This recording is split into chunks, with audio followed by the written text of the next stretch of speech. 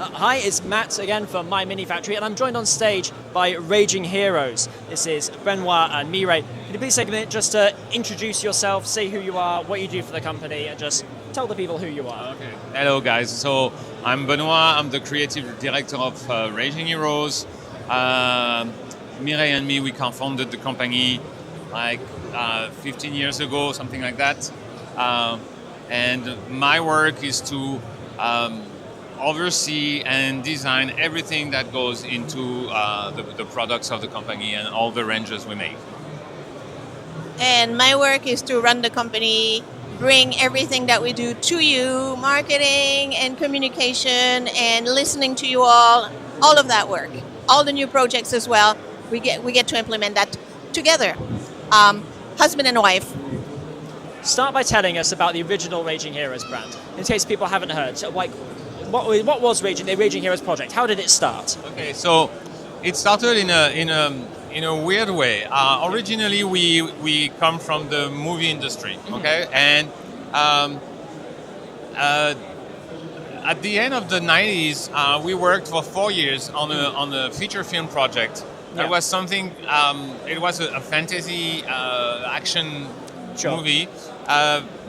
In the style, we could say, of something like Lord of the Rings or something like that. Yeah. And in 2000, we went to the Cannes Film Festival, and you probably don't know that. Not a lot of people know that, but on the side of the festival, there is a much bigger event that is the International Film Market. And we went there with our demo to present our film. And at that time, Peter Jackson has just introduced the movie industry to his very first trailer, production trailer, when he was still filming the project. And so we went there with our little tape and our demo, and all the executives from Hollywood were there, and they had just come out of this first introduction to a movie that was to revolutionize a lot of stuff.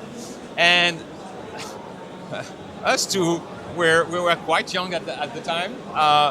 We came there with our little demo, and we met the people from Star Wars, the team from Star Wars. We met a very close collaborator to Steven Spielberg, and they were floored by those French people coming with a demo tape that was, with the resources we had. What we showed them was really striking in comparison to the massive resources that Peter Jackson had. And they were very intrigued. And this guy who was working with Spielberg told us, okay, your project is amazing, you have everything, you have the design, the story, everything, and you show us that you can do it. But the thing that is going to happen is that if you go to Hollywood, the people there, they're going to pay you a big check, and they're going to say, okay, go home, we're taking care of the project. And you'll never be heard of again.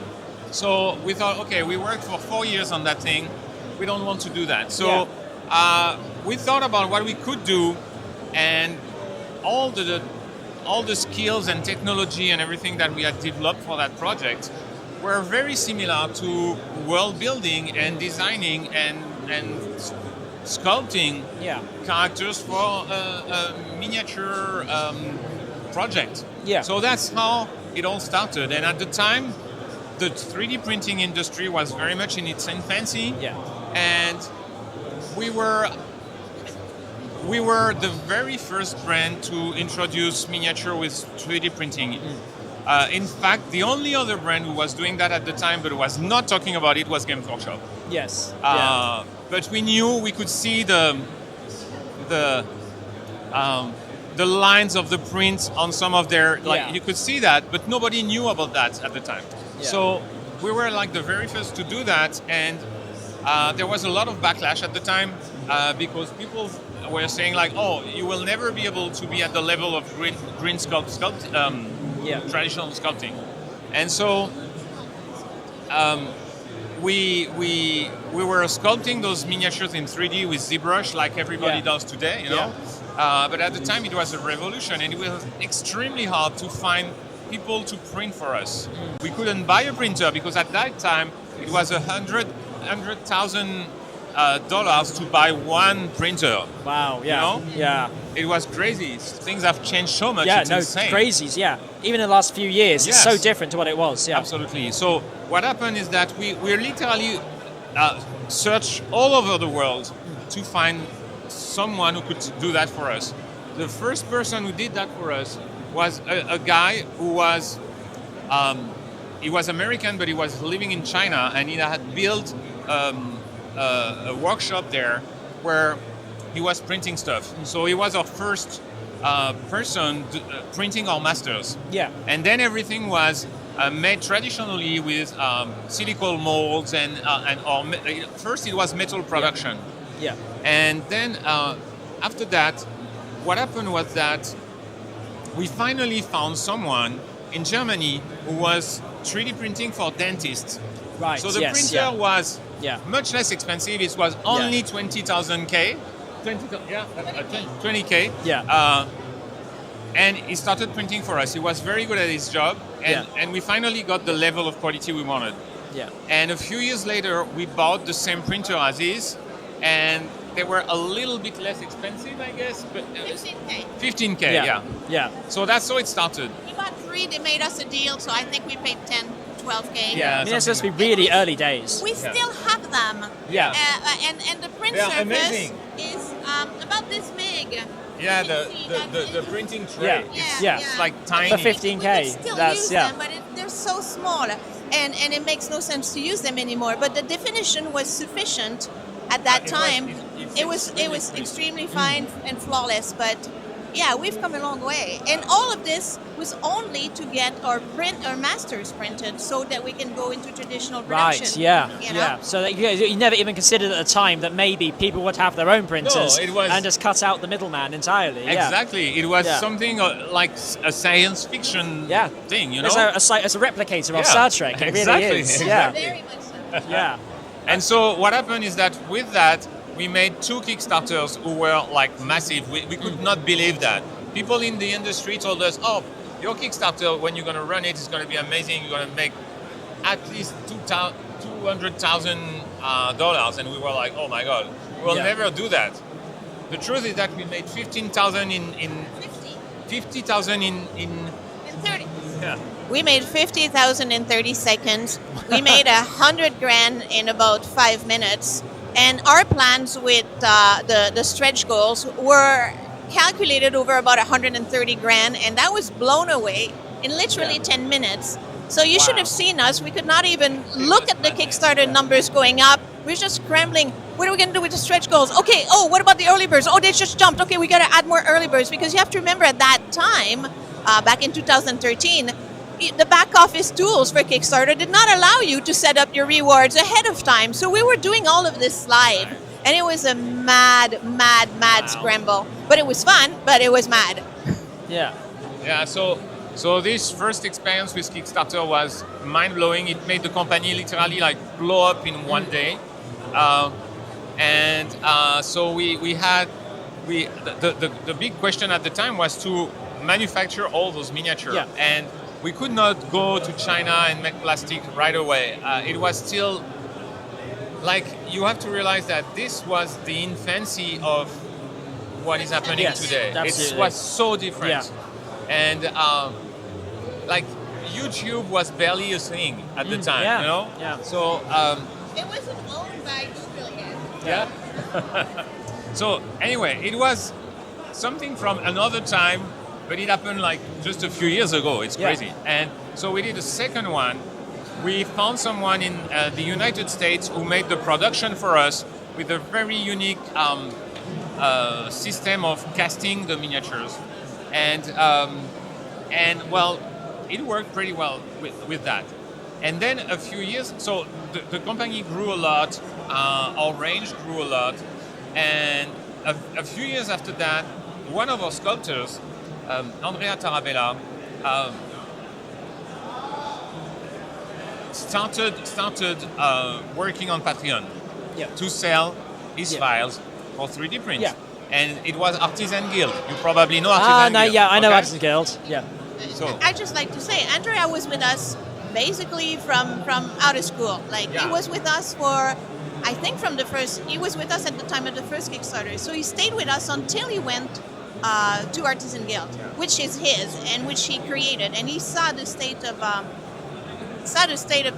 STL, and he saw the Patreon, and he thought, hey, I can do something with that. And he started on that, and probably a lot of the practices that are still being used on Patreon, the free, the loyalty reward, and the merchant tier, he basically pioneered all of this. And it just went so well that he just kept calling us, Benoit, Mireille, you got to get on this. Benoit, Mireille, you got to get on this. Come on, every month he would call us, why are you not on this? You got to, I will help you, which is incredibly kind and generous of him, so that was wonderful. And it's because of him that we actually went as fast as we did, and that was still quite slow. And so thanks to Andrea, we got in that new shape of the industry. Yeah. And the thing is, we were very concerned about piracy and copyright and everything at the time. But we realized that in any case, we just had to run with it and see how it would go. And it's like, I don't know if people realize that, but it's still very critical for companies like us to release our products and know how massively they're going to be pirated in any way. Yeah. Like I've seen, we are talking about some other brands like Artisan Guild. I've seen stuff from other brands on Temu and everything. Like it's really heartbreaking. Yeah. So, but that's how it goes. So anyway, we started on Patreon, and very quickly we realized that Patreon was, just like Kickstarter had not been a great platform. Yeah. Patreon was the same thing. It was really not efficient for the customer. It's not optimized for sharing files. No. It's not efficient for the customer. It's not efficient for the creator. It was really awkward, and we had a dedicated person working with us on that, but it was not very effective. So that's when we started looking for a way to have our own platform, and at the same time, you guys were developing My Mini Factory. It was starting to grow and everything. So maybe you want to talk about that. Well, at the time there were no tribes, but yes, Patreon was taking quite a large chunk of money from it, and that combined with all the tools that were really inefficient for us, we decided to have this platform where people could actually have our files, the files living inside a virtual space, so that they didn't have to download the 8 or 9 gigs every month and then say, oh, I missed the deadline, can I have them again? Or my hard drive blew up, can I have them again? There's a lot of that going on behind the scene. There's a lot of extra work that nobody necessarily notices. But so we figured out a way to develop that platform, and that was quite earlier than when MMF developed Tribes. So we're still not on Tribes. It's not. It is possible that we bring some sort of format to Tribes. That hasn't happened yet. Honestly, time limitation more than anything. Yeah. But if you don't mind, I just wanted to touch back just a little bit on the piracy thing. Not because, it's bad to be a pirate. It's not so much about that. It's more about the fact that, and I'm sure Benoit will talk about this some more, is that for most of the companies we know, there are some companies, the earnings that they make from their sales is what supports them in like the whole life. It's their main job. Other people, it's a side gig. But larger companies or companies like ours, with the output that we have a dedicated team of sculptors. We have several people, and it is their full-time job to work with us and to work in 3D sculpting. And they depend on that income for their life. They depend on us. Sometimes sometimes Benoit is racing to award more sculpts and more, because they're basically like, I have time, I have capacity, and I want to do more sculpts because I want to have a better month and everything. And so when items are pirated, that income goes into the pockets of pirates because they're not free. The pirates are actually taking our stuff and selling it, so they're making money, and our sculptors are not getting that money. And of course, it sounds like, she wants to make more money. Of course, everybody does, the capitalist society. But more than that, it's about keeping the team busy, working, increasing our offering, developing new projects. Time is always limited. And so I just wanted to add this as maybe another perspective that is not necessarily obvious when we're pirating. And I say we because who hasn't pirated in their life? I mean, throw the first stone.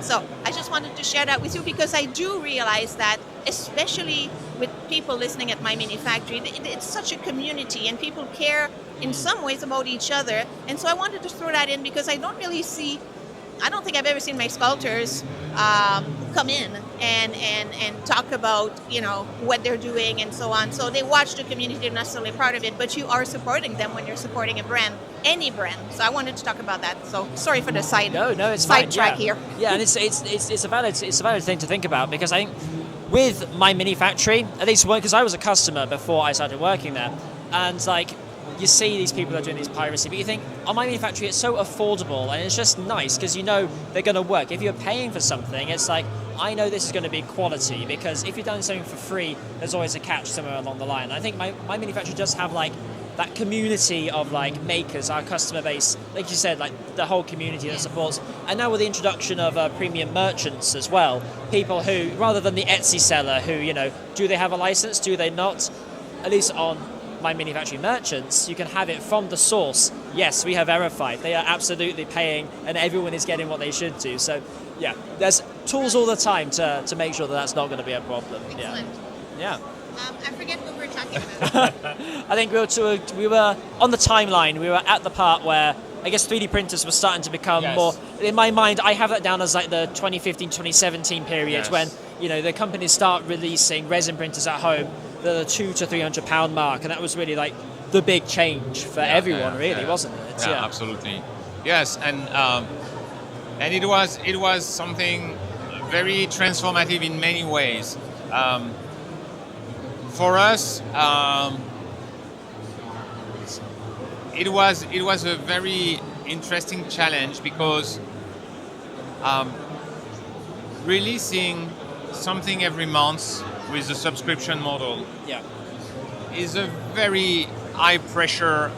It creates a very high pressure environment. It's very intense. And so, like I said, people might not realize that, but our team has been up to 25 people probably, okay? Totaling everybody working with us, the artists and all the other people who work with us. We are a little bit less, there's a little bit less of us right now, but we're still about something like 15, something like that. I don't know.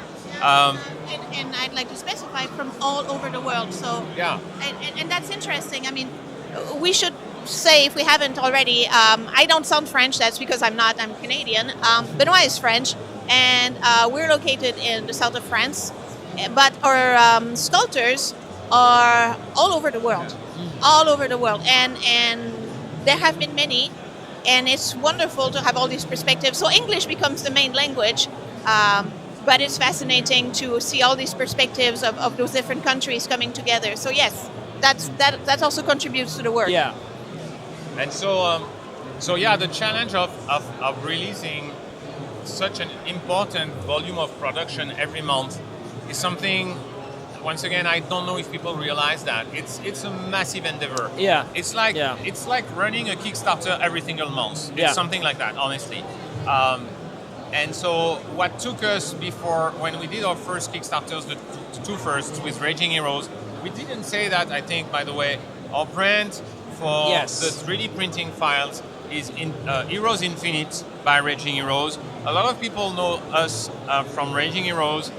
I think that people in your community know us more with Heroes Infinite. Yeah, that makes sense. But yeah, the amount of miniature we're producing every month now is approximately the same that what we would do for a Kickstarter before. Yeah. So it took us 2 years to complete the production of a Kickstarter. Now we are doing that in 1 month, which is insane.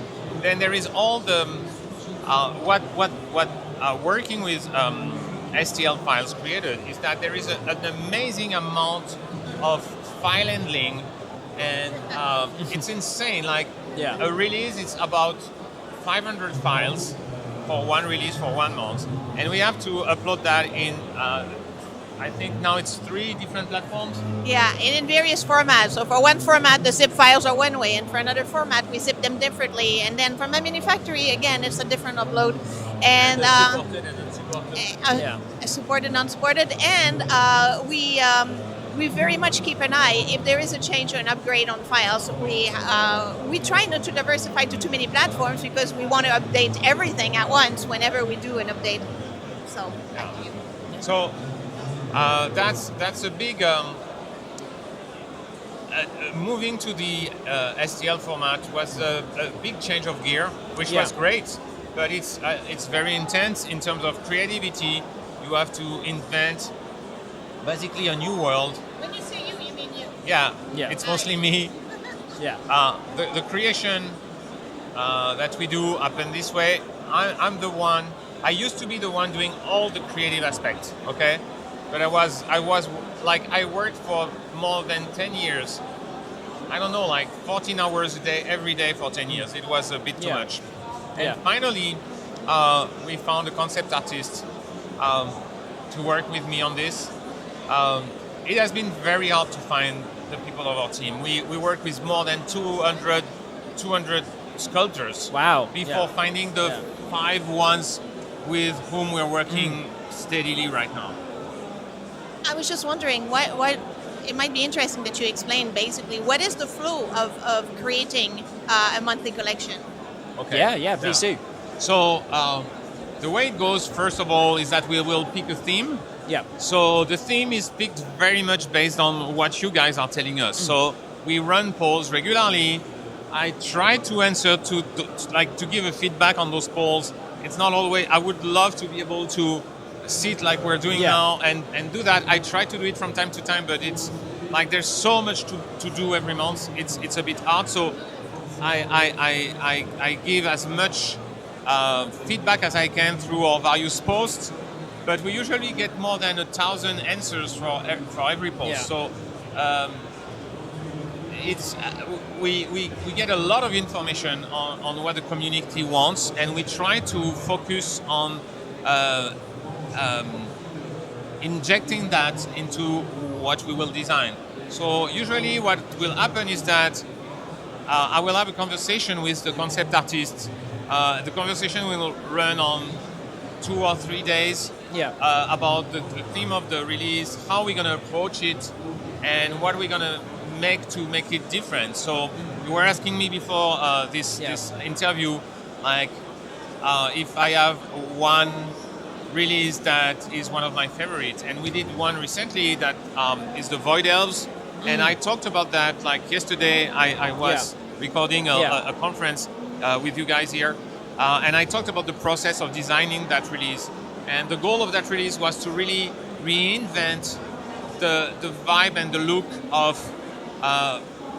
evil space elves. Yes. Okay? Yeah. And this one was a really intense one because doing such a deep redesign, it might feel obvious when you look at the miniature. You know, when you see the final rendering, miniatures, everything, it feels like, oh, okay, yeah, it makes sense. That's obvious. Yeah. But to get there was a crazy amount of work. This one was especially intense. We worked on it for 3 months instead of 1 to really get there. Yeah. Because there was the release, we then revamped our older collections. So all of that together, it took us 3 months.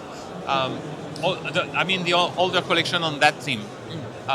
But normally it's like we take a few days to talk about the theme, try to get the right angle on that type of faction, and then we start gathering a lot of references. Yeah. And when I say references, I'm not talking about other artwork of fantasy. I'm talking about stuff from fashion, architecture, haircut styling. Yes, a lot of haircuts. That might seem crazy, but I keep on pushing them to look at haircuts because that's a small detail that is very important. Yeah, something people would easily overlook and not think of. Especially we are making a lot of female characters. We've been very known for that from the beginning. We were the first one to really focus on female characters. we a lot of poses also. So we are looking at a lot of dancers, gymnasts, people like that. To find very intense posing. So we are gathering a lot of that together, and from that we start creating stories. For what I mean by that is that a character has to express a story. Yeah. Like you're seeing a static character, and you have to understand what that person is, what is his frame of mind, how she approached the world, what is her goal, all of that. So it's pretty dense, and you have to fit all this in a character. So there is that phase of design where we start to get in like a week, we start to get a good feel of how the release is going to look. And then the first concepts are produced, and they go to the sculptors. And while the sculptors are working on it, we continue designing the rest of the release. And my work is to supervise the design work and the sculptors' work. And so I spend my day on Telegram receiving their work, their work in progress. Yeah. So we have a thread just for that. We have many threads for the company on Telegram, but we have one that is just about the sculpting work, and the sculptors post their work there, and I use it. The work in progress. Yeah. I insist. Thank you. I insist about the work in progress because that's basically it's not. Here's the design. Go do it. Okay, thank you. There's a payment. No, it's daily work, and Benoit will tell you how often they post their work, every sculptor, but it's all on one thread, so every sculptor gets to learn from the other sculptor at the and when Benoit gives the feedback, which he's about to talk about, he gives the feedback throughout. He rarely gives feedback just on one model, and so again, everybody gets to learn from the others if they are so inclined. Yeah. It's a daily thing, and it's an ongoing thing all the time. It never stops. I have guys who work on the weekend, so I'm here and I'm checking what they're sending me, And the thing is that, so I'm always training them in a way. And what do you do when you see a sculpt? So when I get a sculpt, I will usually the big thing is preserving the energy of the original concept. So. Getting the character very intense. It comes mostly from the poses, from the motion, but it's also a lot about the structure of the composition, how we structure the lines and the curve in the composition.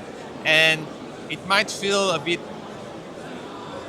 abstract to say that, but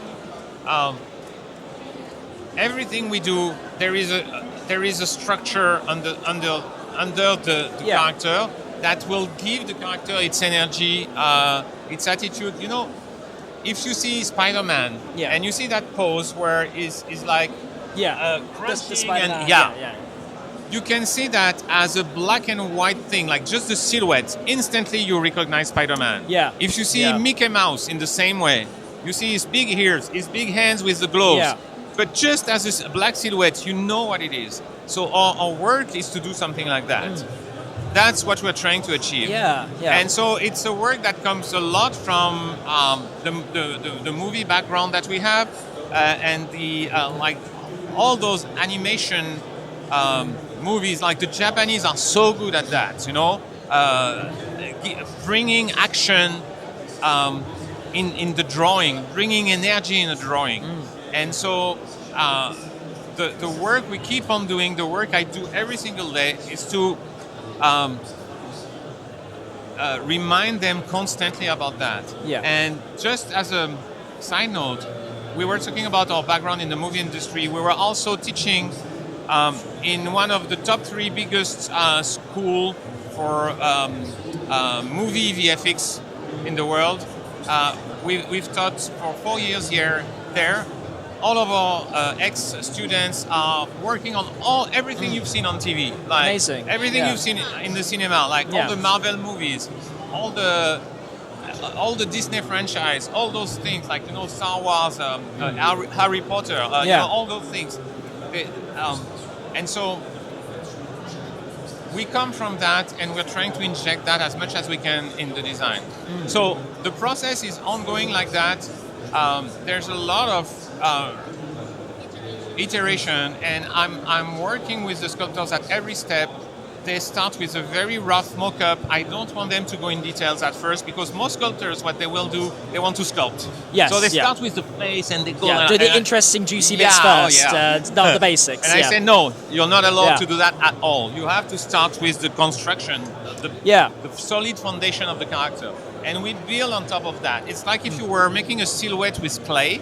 Yeah. So you have no details at all. And then you bring layers of details as you go. So it's a very iterative process. Now, our team has become very good and very fast at producing sculpts. Sometimes they will do a sculpt in a day and a half, which is crazy. The first, that's a senior sculptor. Yeah. The very first miniatures we designed were... Sorry, can you give me some water? We have to talk so loud here. There's so much noise. The very first miniature we made, I'm going to let Mireille tell you about that. The very first model we made probably took 6 months to get made. It was being sculpted by someone on ZBrush. We did not know ZBrush. Things were taking so long that at one point, Benoit called one of his former students, because we were not teaching ZBrush at the time. He called one of his former students who was now working in the studio, and he said, "Can you give me a crash course on ZBrush?" And so the guy gave him a 2-hour course on ZBrush, and Benoit over the phone, and Benoit basically grabbed the software and finished the first sculpt himself, because it wasn't happening. But so basically we went from the very beginning of taking 3 to 6 months to do one single sculpt to the volume that we're producing now every month with the team. And yes, some people are very fast, some are slower, but also some models are very easy to go to, and some models they have retakes and retakes and retakes, and they take longer. And I'm going to jump in and finish the process, and you can correct me if you don't mind. And so basically, once it gets to the validated point, then it goes to the technical director. And the technical director goes over everything to make sure that not only there's no interpenetrations and that things should print properly, but also he makes sure that everything is sturdy enough, that the swords are not too fine, that the legs are not going to break, that there's not a overly fine piece of fabric that's going to snap easily. So this is a lot of work. This is a constant fight. It's a constant fight, because as you may know, when we're sculpting, you can zoom so big on your screen, so it looks like gigantic, it looks huge, and we have to keep reminding sculptors, shrink it down to the actual size, and look how fine some items are. So the technical director basically sends back the work or fixes the work, so we have that, and then I'm going to pass it back to Benoit, and he's going to finish this. Well, I just want to add something about that. Sure. I've been looking around what other people do here at the convention, and we all have the same problem, is that when you sculpt on the screen, it's really hard to have a good sense of how thick and sturdy the scale is. And so as much as we try to make everything strong, it's extremely difficult, and it might feel like obvious, because when you print it, it comes out and you see, it should be bigger. And we do that every month. We print and we we could do bigger. So the months after, we're pushing the sculptors. The sculptors get lost in the sculpt. They like to do a leg and sword. Very they don't think about the practicality of this. Some, at least half of them are printing miniatures and playing with them. But still, they get trapped into that. It's very hard. It's very, very hard. You want to add something? Well, drunk on sculpting, I was going to say, which is not that overly smart. But anyway, and so I was talking about the technical director, and once he's happy with that, then the models go, the files go to 2 different directions. They go to be supported in one direction, and at the same time, they go to the graphic artist, who is going to be doing the visuals and the video, so that we have things to show you. And that, as you can see, happens at the end of the line. So again, throughout the month, we try to get the sculptors to work in order, finish the sculpt, take it all the way to the end, so it can go to the graphic artist, and so we can have things on time. But as usual, it usually ends up being a mad scramble with sculptors forgetting or sitting on some skulls, because of course it's always more fun to start a new one than finish the old one, and I totally understand that, even though it's like crazy to manage. But we're getting better at it. We're always getting better at it, and that's basically the whole flow of getting from an idea to the actual STL that you're going to get. I just want to add something about the sculptures, because we're talking a lot about how we have to guide things with them, but the truth is that they're really making an amazing job. Really, I mean, it's difficult because the flow is so intense. Like, it's so intense that a month after, we don't remember what we did last month. Yeah, it's just we have to go back to the next visual. thing. Yeah, It's never ending, and so they have to stay like in shape, I would say. Yeah. You know, like nail it down every single time. Yeah. It's not easy. It's really intense for them. And in good spirits, because Yeah. I mean, in our crew, basically human relations is, we thrive on things going well. You know, we're not into conflicts, we're not into anger management, we're not into who's got the biggest. It's not about that. And I mean, I'm glad that you bring it back to the sculptors, because we do have an amazing warm crew that is always motivated, always communicating, and always supporting each other as well. Am I catching this right? Absolutely. All right. Absolutely. That's also to go back to the community and the sense of community, and how like, I think that in what we do here, that some of the creators, they are like, we were talking about Andrea and Artisan Guild. Andrea is doing most of his work by himself. That's really the thing. And we have a different approach. We're more like a creative studio. Yeah. But so it's a community, and it, like, people work so hard in the team. We have to support each other. We have to make them feel that they work in a comfortable environment where we take care of each other. When, you know, it's for us, it's a very important thing. That's one of the reasons we didn't go to the movie route. Yeah. Because when we saw how it was shaping up with the Hollywood machine and everything, we thought, no, that's not what we want to do. Yeah, it's a bit cutthroat sometimes. Yeah. We want to stay at a human level. Well, guys, I mean, I'm just being honest. Yeah. So it makes me. Before the talk, you were telling me about what are your next projects and everything. Yes, yeah. I mean, I'm just thinking. So we've got a couple of minutes. Okay, perfect. So please tell us. Yeah, what exciting things, like stuff that's coming up that you want to like pitch. What's there's what we've been doing with the Void Elves, this revamping of some old archetypes. Yeah. You know. Reinventing something that has been there for a long time. Like the Void Elves. Yeah, we felt that. Well, I felt something new was needed. A new kind of a new paradigm of design for this type of characters, and we plan to do that for many other factions. And so this is something that's going to be very present in the near future. From now on to probably next October, I think there will be like a few other factions that we're gonna rework like that, and probably it will go on a little bit after that. But like we're gonna try to reinvent something that speaks to the community, but that is injecting something fresh. You know. Yeah. That's the first big thing. Then there is a lot of. We are in a very transformative moment. Like the 3D printing is really exploding. It's getting better almost every month, it seems. Yes. Yeah. I think it was with we had a conversation about with another creator here about the color 3D printing. Yes. That's another big thing that is coming. Yeah. And then there is something else that's going to shape the future for me of that industry. Is that with all the new techs happening right now, one of them being AI. I know that Minifactory has a stance on this, and there is some sort of like people are really like, oh my God, what is that beast? You know. Yeah. And my feel with that is that inevitably what's going to happen, whether you like AI or not, that's not the question. It's there. It's like not liking electricity. You cannot get away from that. It's the genie is out the bottle. Exactly. It's here now. Exactly. So what are we going to do with it? Because I can tell you, and Mireille will tell you more. She saw the stats. Our website have been ravaged by Chinese bots. Yeah.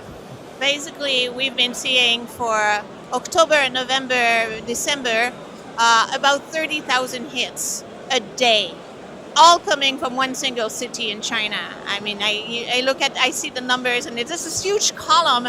It's 30,000 people coming in, and it's 30,000 hits, and it's not people, it's bots and everything. So I know we're doing really nicely training the Chinese brands. I'm pretty sure about that. And clear. there's not a whole lot that can be done, despite all the Cloudflare and all these other tools. So I guess it's flattering at the same time, but you have a point to make. So my point is that we are creators, and our work is used to train AI. So to me, standing here and doing nothing with that makes no sense. I don't want to be just a victim of this, you know? Right. And I know that what's going to happen in the very next few months and years, but maybe months, is that what's going to happen is that there's going to be a shift. With 3D printing, we are thank you. The manufacturing. Yeah. So everybody can make miniature at home. Now with AI, everybody will kind of invent its own miniature, whatever they make. So what does that mean for us creator? It means that we have to move to something that is more about the IP and the law and the worlds we're creating, and it's gonna mean, in my opinion, to move into transmedia stuff. So making films, and that's where we're coming back again to that, because the film, the threshold to enter the film industry has crashed. Yeah. And so we're gonna be able to bring our characters to life, and because we had a conversation about that, you were telling me that what I love about the experience of be a fan of something is to share the fandom. Yeah. And so the link for that is the universe that you love and that other people love. So our work as creator is to build those worlds in a stronger way, and to do that in many different directions, not only miniatures or game, but maybe films, maybe books, maybe video games, because video games everybody gonna be able to make his own video games very soon. So all of that is a massive transformation. We cannot talk about democratizing 3D print and not talking about democratizing the fact that everybody is going to become a creator one way or another. Yeah. Whether it's going to be slop or amazing creation depends on the people. Yeah. You know? I guess you need that sort of like, you're pushing your IP, you know your lore better than anyone else, you're going to create this experience that transcends. Yes. Yeah. And you're using the perfect right word, it's really about the experience. That's the thing. I think that anybody will be able to make anything. So what will be the experience? Yeah. And what you said, and I think it was very true, was that I want to be able to connect with other people who share the love for the same. If it's a model that I've just made in my room, I've got no one to share that with. Yes. But if it's like Raging Heroes, therefore there's a whole group of people out there. Everyone, we're all going to talk about it, we're going to get together, and it's that sense of community that brings everyone together. Yeah, so I think I'm being told that our window is wrapping up, so I'm going to have to close these out. But thank you very much for stopping by and chatting. Thank you very much. Cheers. Yes, of course. I just want to say a final thing, because in all of this, we're not talking at all about the people who are supporting the brand, and at all. I mean, 30 minutes, we haven't mentioned you guys at all. And I just want to say some kind words, obviously, because we want to thank you, but also because we're so incredibly proud of the people that are part of our community and our fans, not in a lip service kind of way, but when we read your comments, when you see how thoughtful you are, the passion, how the way you express yourself, the comments, the way the intelligence in which you are written, it's a true delight. And we know that we wish there would be a way for us to meet you in real life or to meet you virtually, but beyond just basically providing models and hearing some feedback. So we just wanted to share that with you. We never have a chance to do that, but we have some truly unbelievable people that are following and supporting us. So big warm thank you here. Very well said. I have nothing to add, but that's really true. That's what we feel. Thank you very much, and Thank enjoy you the so rest of your much. weekend in Paris. Thank you so much. Thank you.